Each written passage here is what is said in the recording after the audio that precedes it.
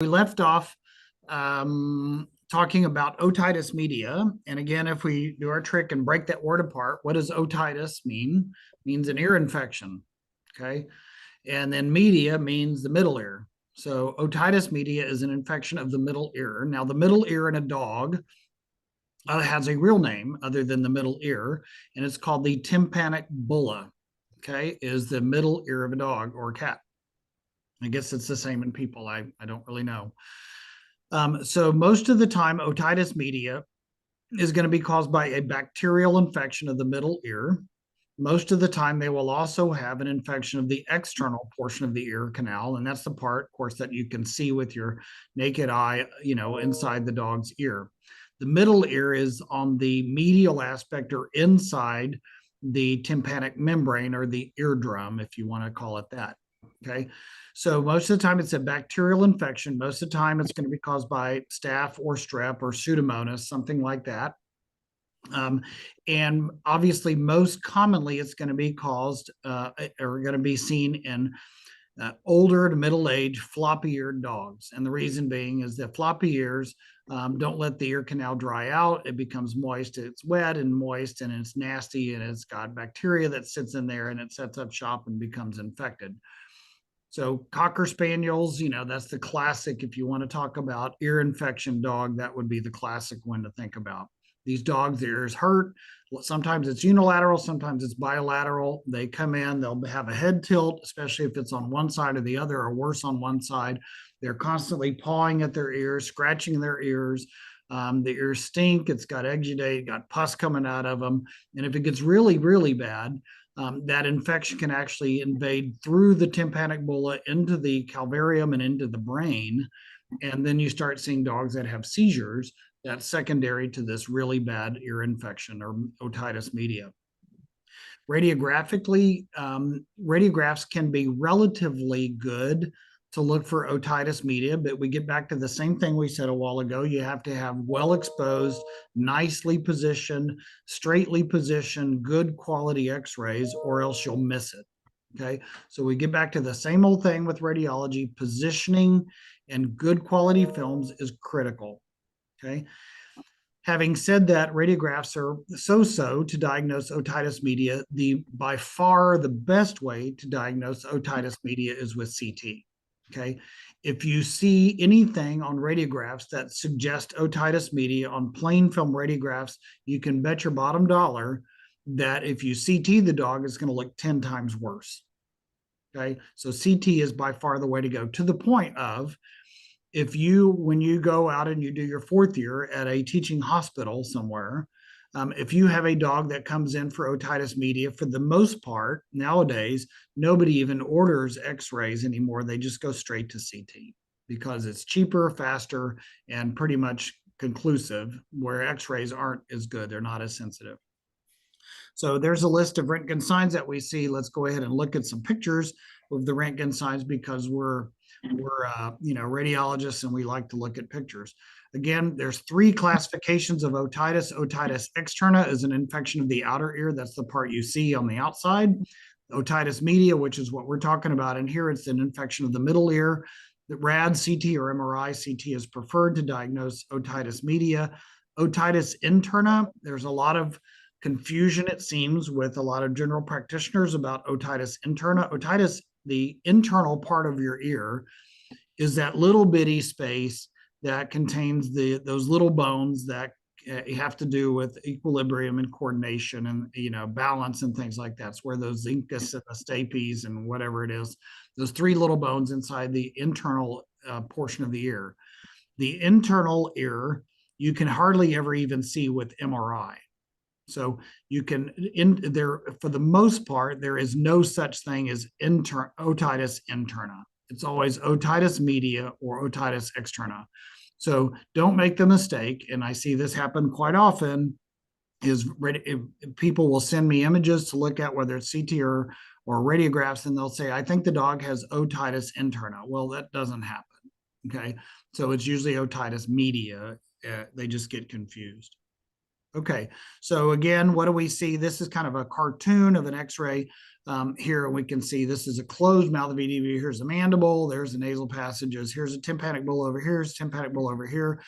This dog has otitis externa, so we have increased opacity or inflammation. Sometimes it's just pus that's in the external ear canal. Normally, this side is normal. Normally, the external ear canal should be filled with air. You should be able to look in it, and you can see down to the level of the tympanic membrane or the eardrum that sits right in here.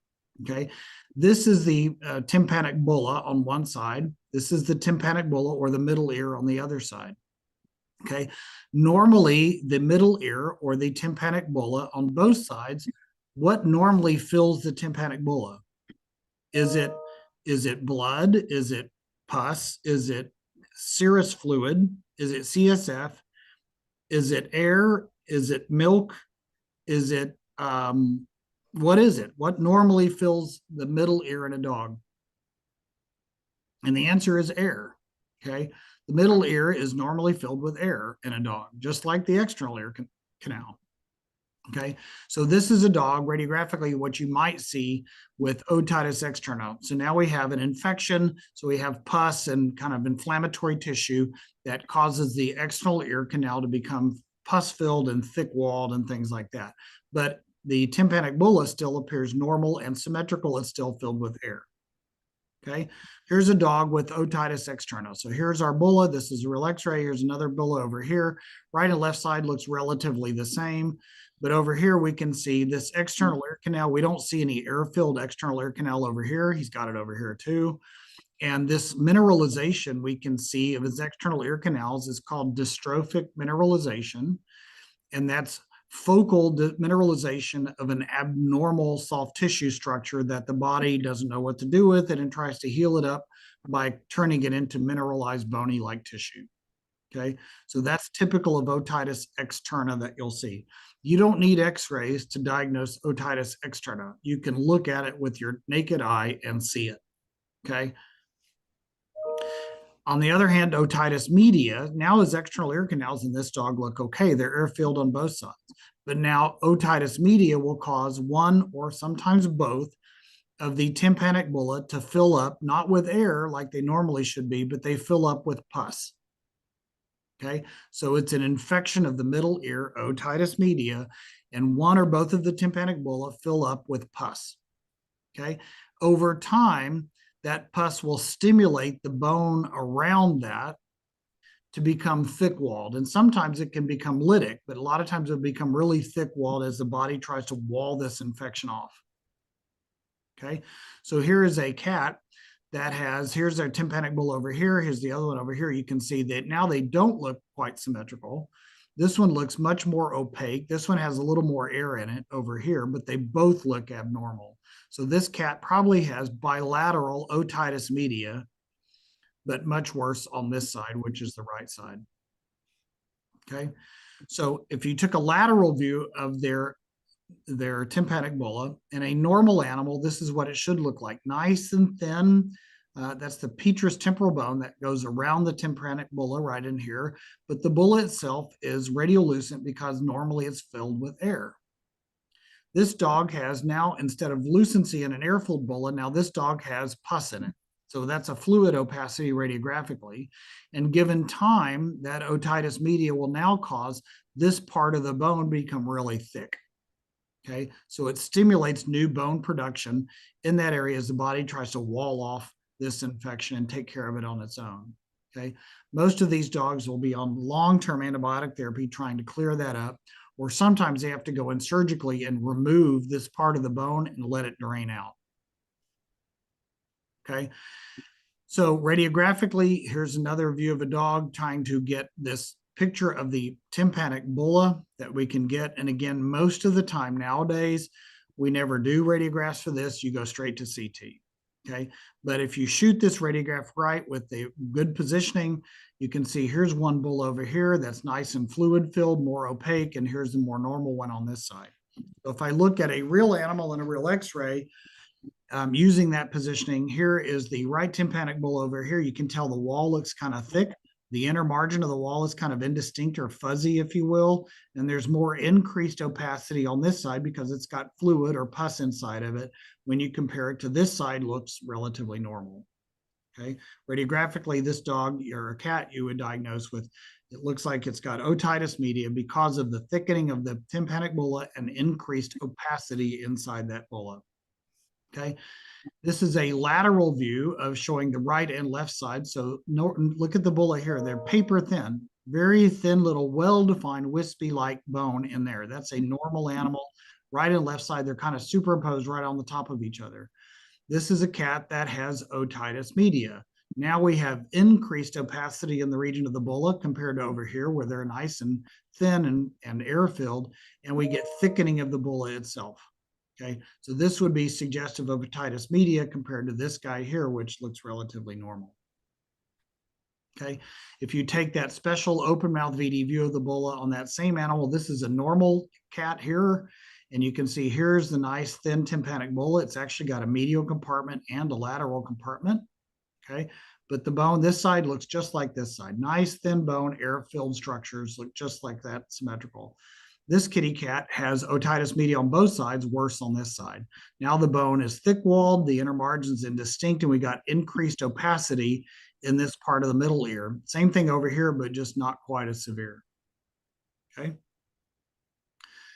Another thing that radiographically you'll see sometimes that's a relatively common thing that happens in cats is you get a concurrent nasopharyngeal polyp. And again, this is kind of the chicken and the egg thing too.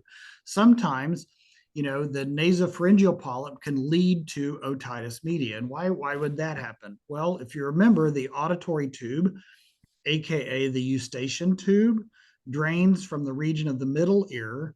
It's a little tube that goes from connects the middle ear to the pharyngeal area. Okay, that's the connection from your pharynx to your middle ear.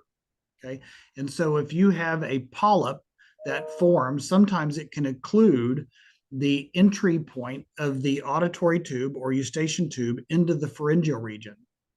And because that tube now cannot drain, if you do get a little bit of stuff or a little infection that starts to form in the middle ear, now it can't drain. Okay, and because of that, then you start getting otitis media. So some of these cats will have a nasopharyngeal polyp along with their middle ear disease. So if I look here, what's the difference? But this is the same radiographs I showed you a minute ago. Here's a normal kitty cat. Here's the abnormal kitty cat. You got nice thin tympanic bulla over here. Here they're thick-walled and have increased soft tissue opacity, but there's another difference. It's kind of the radiographs are kind of where's Waldo. It's kind of the, you know, find the lesion. And here's all this stuff around it, but now you got to find the lesion. Okay. And so if I'm looking here, well, if you look at the rest of the anatomy of this cat, you know, there's the calvarium. This is where the cerebrum sits. What's this bone right in here? That's the tentorium cerebelli. Okay, that's a normal structure. Well, you can still see it over here, so that's cool. Okay, here's the cerebellar region, so that's the fossa where the cerebellum sits. It sits right in here. That looks okay. It's symmetrical. Here's the hard palate. Okay, here's some teeth. There's mandible. There's TMJ right in there. You can see all that over here too.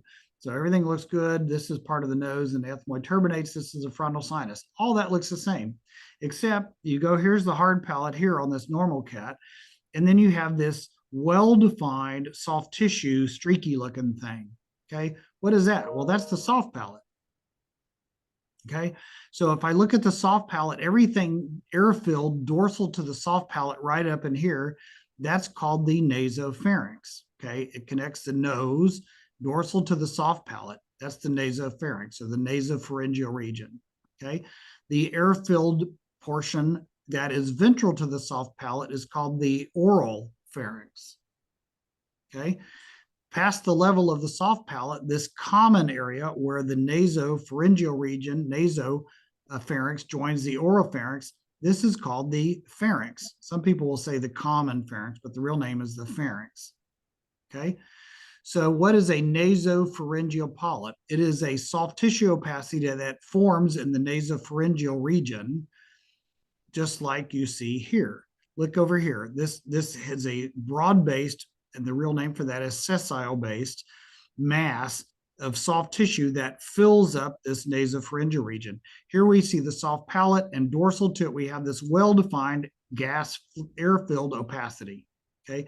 Over here, the soft palate extends the same way back here, but you don't see it because now we have this soft tissue opacity that's got fluid or a polyp in it, and it silhouettes with the soft tissue of the soft palate, and you don't see the margin. So now we have this soft tissue mass sitting in the nasopharyngeal region. Okay. And concurrently, this cat has otitis media. Okay. If you don't have a perfectly positioned, very straight lateral view, you will never see this. So positioning, again, you can't overemphasize positioning on radiographs. If you have it crooked, one of the right side of the mandible here is perfectly superimposed over the left side of the mandible. Okay, one tympanic bulla is perfectly superimposed on the other one. They're not splayed apart. If they're a little bit crooked and splayed apart, you will miss this diagnosis. Okay. When I was in the referral practice and in the radiology, section at Gulf Coast or any veterinary school that you go to, a lot of times you're going to have clients that get referred to you and they come in with radiographs that the general practitioner shot. And we look at the radiographs and immediately we got to reshoot the radiographs because the films suck. They're horribly positioned, they're overexposed, they're crooked or whatever. And I remember a lot of the general practitioners, they get mad and they say, oh, all y'all are, it's a money grab. All you're doing is taking more films so you can make the money on the films. In reality, that's not the case. In reality, the problem is the films that typically get shot by most general practitioners are horrible. They're horribly positioned, and there's no way they can make a diagnosis because the positioning of the films is horrible. And that's why you have to repeat the films, because you have to get films that are actually diagnostic. Okay. I'll get off my soapbox now. Okay. So neoplasia of the ear canal. So sometimes not only can they get an infection of the tympanic bulla, sometimes they get a cancer that can form inside the middle ear or the external ear canal. And most of the time it's going to be an adenocarcinoma. And most of the time in the ear, it's caused by what's called a ceruminous gland adenocarcinoma. An adenocarcinoma, adeno, the word means a gland. Okay, so an adenocarcinoma is a carcinoma of some gland. Okay, doesn't matter where it's at. It's a glandular cancer. Okay, well, inside the middle ear and portions of the external ear canal are ceruminous glands. They make earwax, right? And the ceruminous gland, because it's a gland, sometimes it will transform and become neoplastic. And in this case, it's called a ceruminous gland adenocarcinoma. Okay. The thing is that what you look for cancer, try to differentiate cancer versus otitis media, is now you look for areas of bony lysis. So cancer is usually in that area very aggressive, and it's going to destroy bone. It's going to eat the bone away. Okay, so here you can see there's this wispy bone over here, and over here you can see the bone looks like it's a little bit lytic compared to this side where it's a little more opaque. If you take the lateral views, this is a slightly oblique lateral view. This is the same cat, both x-rays. Okay, this is one side that looks relatively normal, nice, thin, wispy tympanic bulla over here. But if I flip the cat over and take the opposite side, the majority of that bulla is lytic and destroyed. Okay. Typically, if it's a middle-aged to older dog or cat and you see bony lysis of the tympanic bulla, your chances of cancer go way up. The odds of cancer go way up if you see bony lysis. Really, really, really bad infections, chronic infections can also cause lysis. But if you had to go to Vegas and you're going to bet on the radiology craps table, you're going to put your money on cancer. If this cat is 2, that would be different. But if the cat's 12, you're going to put, all your money on cancer and leave it there because that you're probably going to be right. Okay. And again, here's their open mouth VD view looking at the same thing. This bulla looks nice and thin and smooth. There's the lateral portion. There's the medial portion over there. Over here, you can see part of it going in here and then it's just gone. Okay. It's completely lytic. And again, the ceruminous gland adenocarcinoma would be your best bet. Okay. So we kind of covered ears and some occipital dysplasia and hydrocephalus, and we're moving along to talk about neurodisease. Now we're going to go up and we're going to talk about nasal things, so the nose of the dog or cat. So what is the term for the medical term, doctor word, for a nasal infection? And the term is right here. It's called a rhinitis. Okay, that is an infection of the of the nose. And so the first thing we try to describe when we are looking at radiographs or MRI or CT of a dog nose is we try to subclassify a rhinitis into, is it destructive or is it non-destructive? Basically, we're looking for, do we see evidence of bony lysis of the nasal bone, the nasal turbinates, the ethmoid turbinates, the vomer bone, or the hard palate, or the maxillary bone? So any of the bones inside or around the nasal passage, do we see evidence of bony destruction?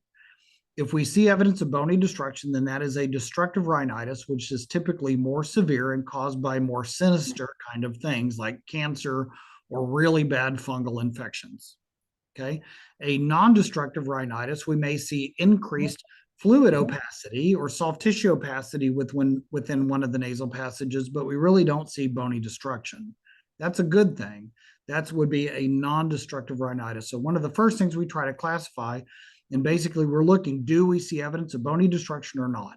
And we can subclassify a rhinitis as being non-destructive or destructive based on the presence or absence of obvious bony destruction.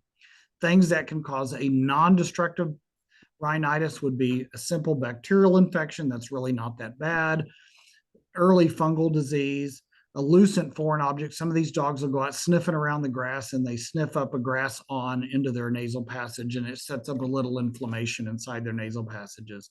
Allergic disease, sometimes parasitic disease that can, set up shop in the nasal passages. And this other weird one you probably don't need to worry about called Cartaginer syndrome. Okay. Destructive rhinitis, if you see bony destruction in the nasal passage, again, it's going to usually be only one of two things. It's either going to be neoplasia cancer or it's going to be fungal disease. Okay. The most common by far, especially in dogs, cancers, the nose is full of glands. So guess what kind of cancer is going to be the most common in a nose that's full of glands? And again, you guessed it, adenocarcinoma is going to be the most common one. Okay, squamous cell carcinomas can also happen, and lymphoma can also be anywhere, especially in a cat. But nasal adenocarcinomas are going to be the most common one. Okay, so what do we see? Again, nasal disease is going to be most common in dogs that have that they're middle-aged to older, and it's much more common in dogs with long noses.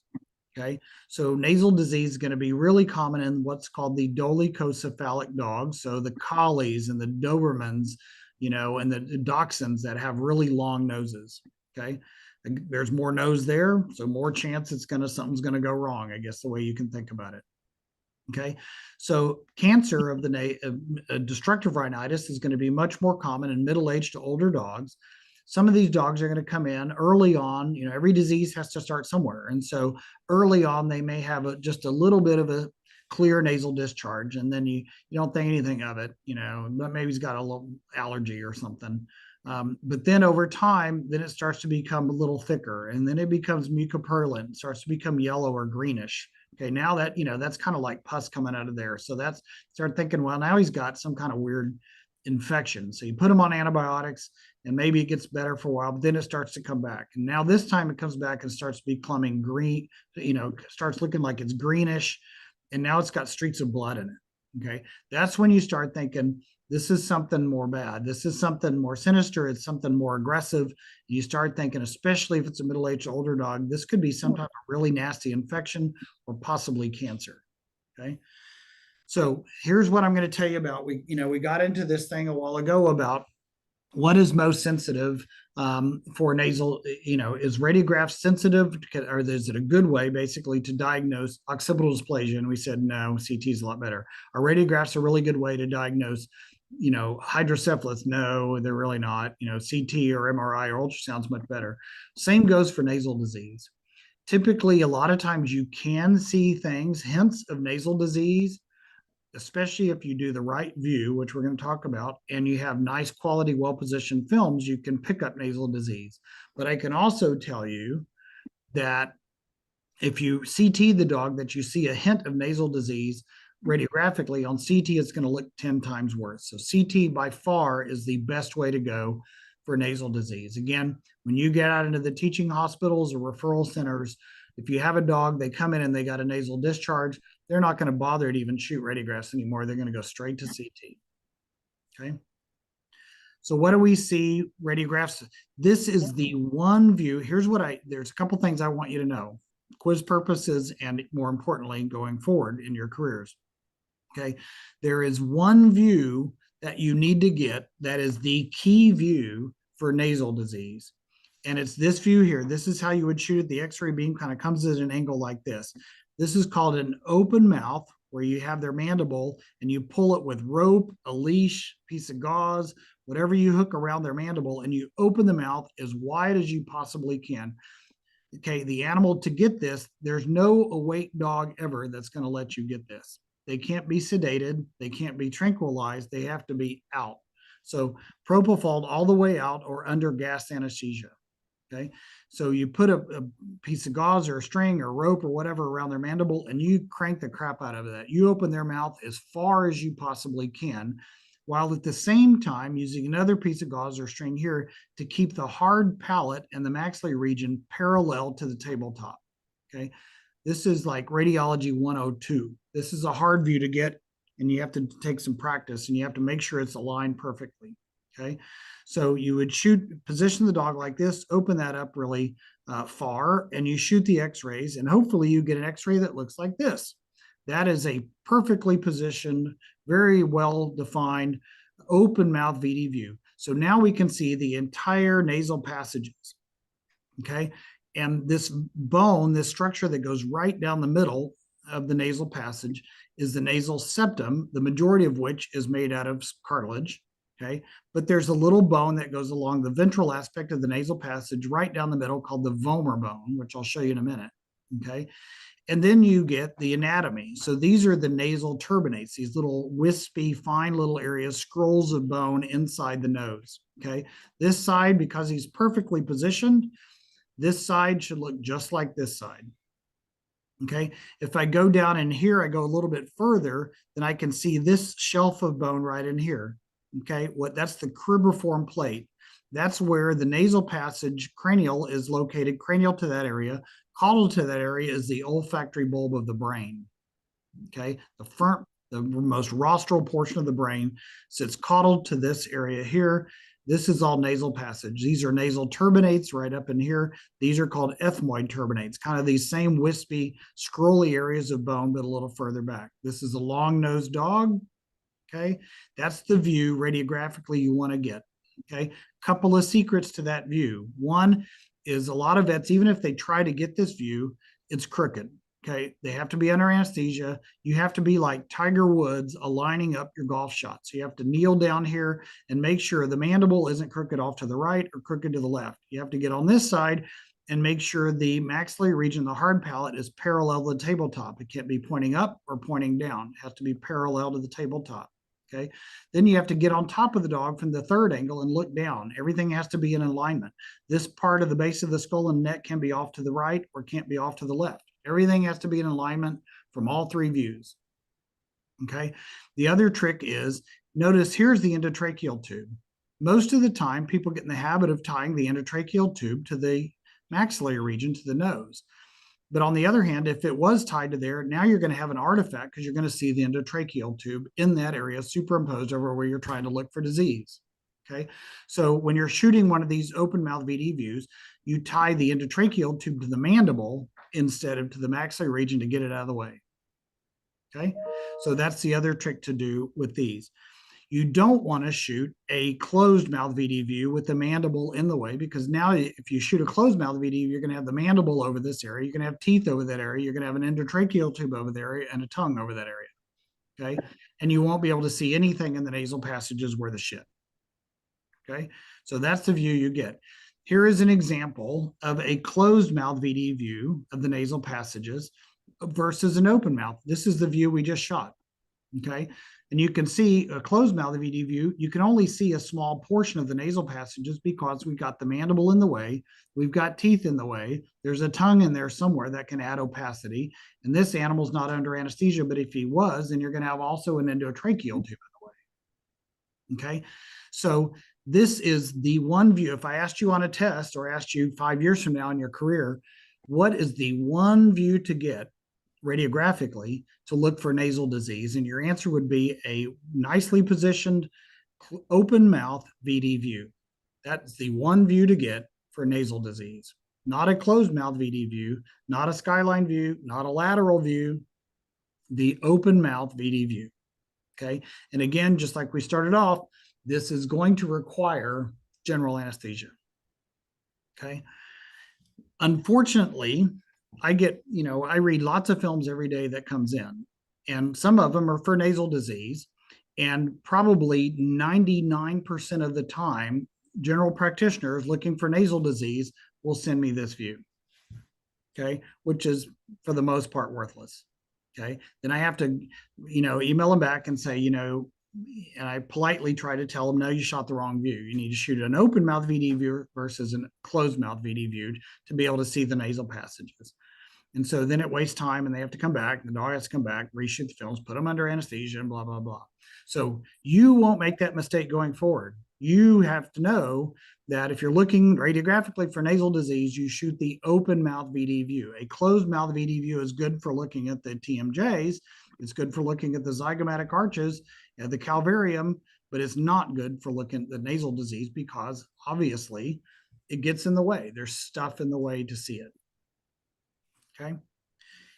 I've done a presentation in the past. I had one of my coworkers in the office here, and I said, hey, I got my camera on my phone. Let's go outside. And I had Dan go out there with me. And I said, Dan, there's this big bush that's bigger than Dan, right?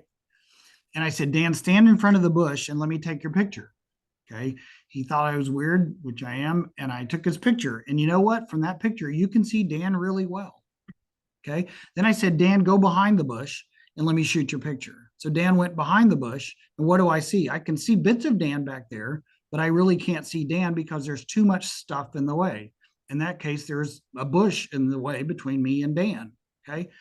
This is an example of there's a bush in the way. Okay. Here's, I can see Dan really well. Here I can see parts of Dan, but there's a bush in the way. Okay. So anytime radiographically, if I'm looking at nasal disease, if I'm looking at the shoulder, you want to isolate the area that you're wanting to see by itself. You don't want the shoulder over the top of the cervical spine. You don't want the mandible in the way of the nasal passages. You don't want the lateral view of the stifle joint in the middle of the os penis. Okay. You want to isolate it, which makes perfect sense if you think about it photographically. Okay, so again, we reviewed, here's our open mouth VD view. There's our anatomy. We already talked about all that stuff. There's some arrows, if you like red arrows, showing you all the stuff. So here is a CT exam. These are CT images. The beauty of CT is we can take slices. So we can take cross-sectional imaging, and we can take a slice, usually at about 3 millimeters apart at any level through the nasal passages with CT. So we get cross-sectional anatomy now with CT. Same with MRI, same with ultrasound. Radiographs, we can't get cross-sectional anatomy. With radiographs, everything's superimposed or on top of each other. Okay, so this is a slice, a CT slice, that is through the rostral aspect of the nasal passages somewhere up in here. And again, we can see the anatomy. So here's the hard palate. Bone is white on CT, so here's the hard palate. This is the vomer bone. I said that's the bone that goes along the midline on the ventral aspect of the nasal passage. And conveniently, it looks like a V, as in vomer, right? Okay, the nasal septum is this thin membranous thing that goes right down and divides the right half versus the left half. These are little thin end-on parts of the nasal turbinates, these little scrolly looking things. Okay, here's the maxillary bone. This is the nasal bone up in here. So that's all the anatomy of that part, that slice rostrally through the nasal passage. If I take another slice and go back kind of in the mid portion of the nasal passage, I see a little bit different of anatomy. Everything's named the same, but it's a little different because now we're a little further caught back in the middle portion of the nasal passage. So again, here's our little vomer bone right in here. Here's the nasal septum going up, dividing the right and left sides. These are our thin little scrolly areas of the nasal turbinates. Between them, we have gas-filled opacities. We start to get on these, on the lateral aspects. This is called the maxillary sinus or maxillary recess over here on each side. This is the nasal bone right up in here, maxillary bone, hard palate. Okay, but again, we don't need to know the names of all this stuff. Is if you have them positioned nicely, this side should look just like that side. Symmetry is your best friend. Okay. If I go a little bit even further caudal back, now I start to get in the ethmoid region. So this is part of these are the frontal sinuses in here. This is the nasopharyngeal region that we mentioned before. These are the ethmoid turbinates right in here. But again, here's our nasal septum. This side in the frontal sinus should look just like that side. This side here should look just like that side as long as he's straightly positioned. If he's crooked even a little bit, this side's going to look funky compared to this side. Okay, so that's the beauty of CT. CT by far is much more sensitive. It's a better way to diagnose nasal disease than radiographs. Okay, so that's a normal dog. Here, let's go look. I'm skipping ahead. Okay, here's an abnormal dog. So let's go look at this CT. So here's a CT cutting back from rostral, going a slice back, back more caudal, caudal, caudal, caudal, caudal. This side should look just like that side. This is the same stuff that I was showing you before. Okay, this is a dog on CT that has nasal disease. Okay, this side here doesn't look anything. This side of the nasal passage is chock full of fluid opacity, and there looks like that you can't see these bony areas in here anymore. They're very wispy, hard to find. So this is a dog that has a unilateral, for the most part, although it's crossing midline up here. This dog has a destructive rhinitis. That's going to be caused by nasal adenocarcinoma. Real obvious on CT. On x-rays, it's not going to be quite as obvious. Okay, let me go back. I got offline there. Let me go back and talk about this. So we said that we want to classify nasal disease as either being a non-destructive rhinitis or a destructive rhinitis, right? And so some of the etiologies that can cause non-destructive rhinitis, we talked about that: allergic disease, the mild bacterial infection, viral disease, grass on that they sucked up into the nose, maybe parasitic disease. What do you see with a non-destructive rhinitis?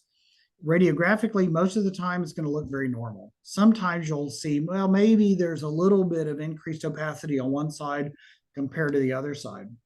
Again, you got to make sure the tongue's not in the way. I've seen, people make that mistake where they think he's got, a non-destructive rhinitis on one side. Well, in reality, it's just tongue that's superimposed over that area. So put Dan in front of the bush, not Dan behind the bush. Get everything out of the way of what you're trying to look at.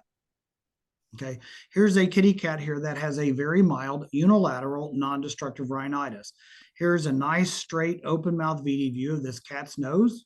Okay, the mandible is way back here. Notice this is the endotracheal tube. It's tied to the mandible, not up here where it gets in the way. Okay, this is just a close-up view of this.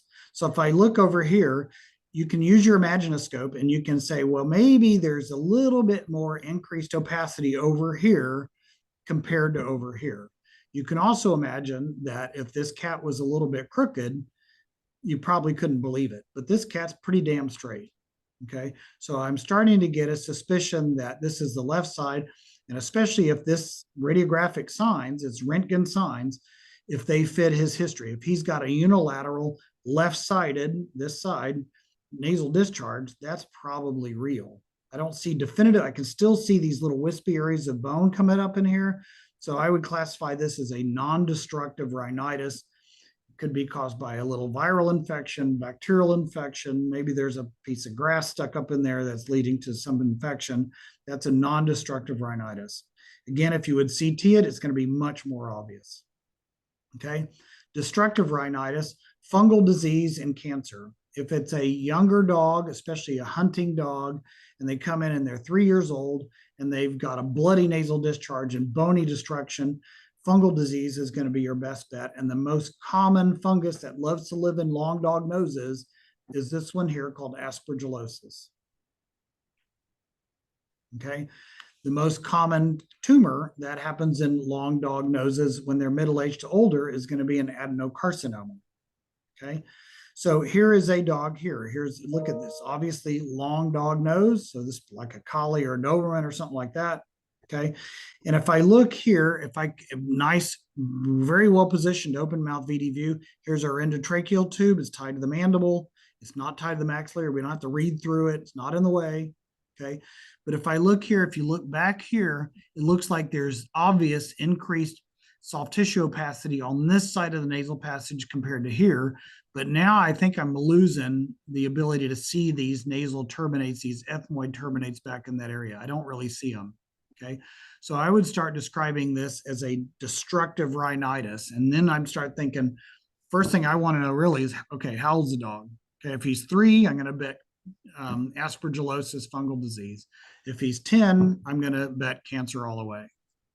Okay, so again, if you would CT this, it's going to be much more obvious. Here's another dog. Here's the view here. Here's kind of this is a close-up of this view from that area. This side here looks relatively normal. Okay, this side here, we have a lot of increased opacity and complete destruction of these nasal turbinates. Without a doubt, that's a destructive rhinitis. Again, if he's young, maybe it's fungal disease. If he's middle-aged or older, it's probably going to be cancer. Okay. And again, CT followed by biopsy is going to be your next step. The other thing I will tell you, in dogs, these dogs that get nasal adenocarcinomas, these long-nosed dogs, the nasal adenocarcinomas they love to live in the caudal aspect of the nasal passage. They rarely will live up here. Okay, so they love to live caudally. Okay, so again, there's our CT we looked at a minute ago when I got ahead of myself. So that's normal CT, nice little wispy scrolls of bone. That's an abnormal CT. So we can see there's all this soft tissue opacity, destruction of the nasal passage. And even if I come caudally, I start to see maybe some thinning of the bone over here, maybe some destruction of bone over there. They can go down. Sometimes they'll have destruction of the hard palate. Sometimes they have destruction of periosteal reactions along here on the lateral aspect of the maxillary bone. Sometimes they'll actually invade and you'll see a big old soft tissue mass outside of the confines of the nasal passages. And sometimes it can go caudally and invade through the cribriform plate and invade into the brain. And then you'll have a dog that's also starting to have seizures. So here's what I want you to know about this slide here. I would ignore this slide for the most part. Can you tell difference between fungal disease versus tumor, cancer, on radiographs or even on CT in a dog that has a destructive rhinitis? And the answer to that is no. Probably the most thing on here that will help you is the age. Again, if it's a younger dog, and especially if he's a hunting dog or a working dog, or he lives out on a farm or whatever, fungal rhinitis in a younger dog might be more common. Okay, if he's middle-aged to older, age I think is the most important thing. You're going to bet tumor all the way. The rest of the stuff is published, but I think it's pretty iffy. Okay, now we're going to talk about the temporomandibular joint. This won't take long because the first thing and probably only thing I will tell you radiographically, if you're trying to see the temporomandibular joint and see if there's a fracture there, or he's got degenerative joint disease, or there's lytic changes, a tumor involving the TMJ, I wouldn't even bother to shoot radiographs. Okay, go straight to CT. It's really, really, really hard to position a dog to see the TMJ in a lateral view. Sometimes on the closed mouth VD view, you can see them, but even then you got a lot of stuff in the way. There's a lot of bush in the way of Dan, and it's hard to see them, to isolate that TMJ joint to see. Okay, so if you suspect a dog can't open his mouth, they've had trauma, hit by a car, whatever, and you know he's crepitus when you're opening their mouth and you think there's something back there, truthfully, I wouldn't even bother. Radiographs are going to be a complete waste of your time to do it. Just send them to get a CT done. Okay, sometimes you get lucky. Not often in life, but sometimes you get lucky. Here's a lateral view. We were shooting the C1-2 region. Oh, and on the edge of the film, whoa, we can see the TMJ. Okay, but it's really hard. If I tried to do that, I couldn't do it. So again, CT is your best way to go. Then we're going to start talking about the vertebral column. And we're going to start talking about, well, this is a really good place to stop. So we're going to stop here for today. But next time, tomorrow morning, we're going to pick up on general thoughts, findings, and weirdness of the vertebral column. Okay, so we got a couple minutes. Any questions that you have right now? Are you into this? Are you enjoying this? Yes. Do you think the radiology class is going to be helpful for you, and we're teaching you stuff that is clinically applicable? Yes. Yes. Are you having more fun than embryology? Yes. Are you having more fun than toxicology? Yes. Are you having more fun than virology? Yes. And do you know why all that is? Is because this is clinically applicable stuff, and you're going to use this every day that you practice. If you go into general practice, okay, you will use this every day. And that's why it's more fun. It's more interesting to you because it's stuff. This is why you went to vet school. So is all the system classes that you're going to have coming up. It's stuff you're going to use every day. Okay. All right. That's enough for today. I will see you guys tomorrow, same time, same channel, correct? Yes. All right. See you then. Bye. Thank you. Have a good day.